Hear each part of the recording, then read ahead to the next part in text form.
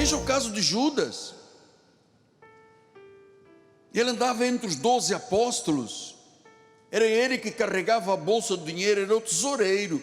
Portanto, ele tinha um currículo muito importante para Jesus lhe dar a bolsa para ele administrar o dinheiro. Ele era o tesoureiro. Mas diz Lucas 22:3: ora, Satanás entrou em Judas, chamado Iscariotes, que era um dos 12.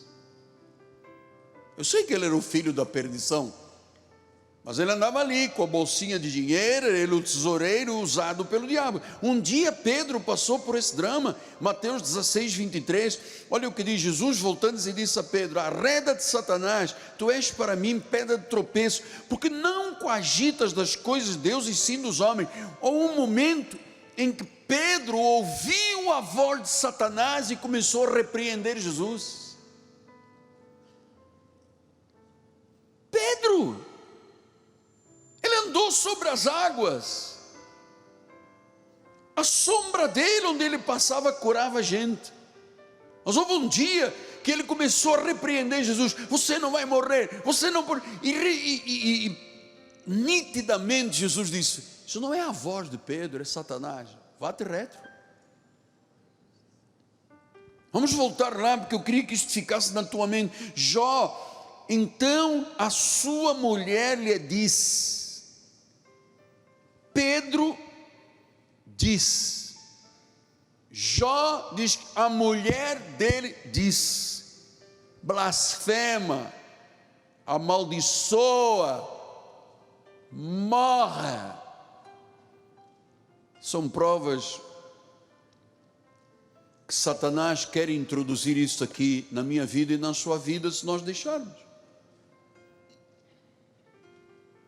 Porque a forma dele agir é usando os sabeus, os caldeus, mas usando a esposa, usando pessoas fragilizadas, como Pedro estava, quando Jesus percebeu que quem estava repreendendo não era Pedro. Pedro não teria capacidade de repreender, era Satanás usando Pedro.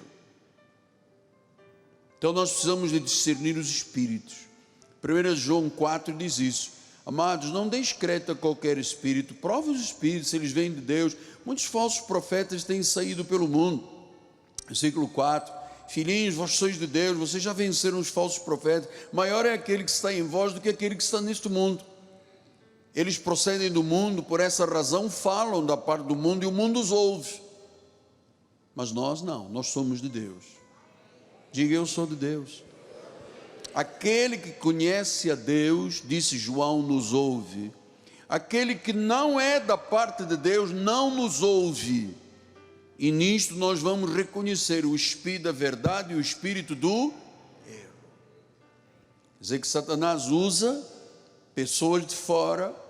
Qual é o problema?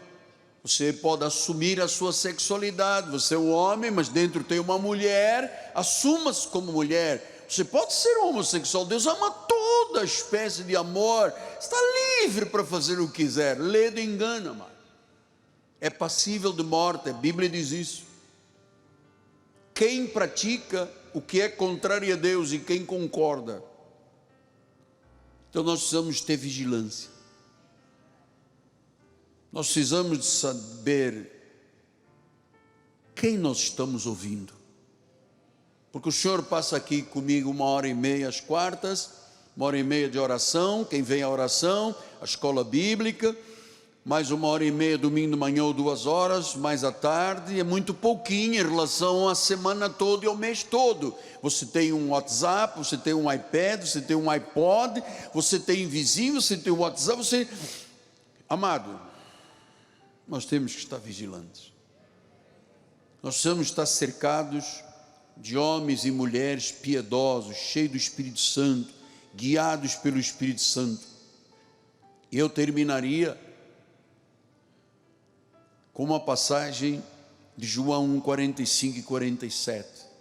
Diz: Filipe encontrou Natanael e disse: achamos aquele de quem Moisés escreveu na lei e a quem se referiram os profetas, Jesus, o Nazareno, filho de José. Diz que Natanael no início rejeitou esta ideia, mas depois ele concordou, e diz o versículo 47, Jesus viu Natanael aproximar-se, e Jesus Foi Jesus quem disse a respeito de Natanael: eis um homem verdadeiro israelita, em quem não há dolo.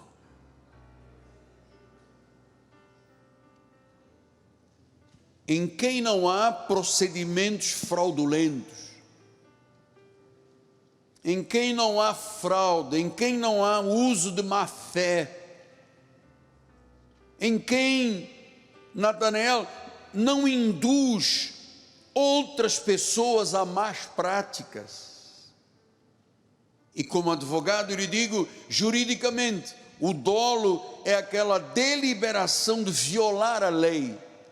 Eu sei que é errado, eu sei quais são as consequências, eu sei que é contra a lei, mas eu vou fazer.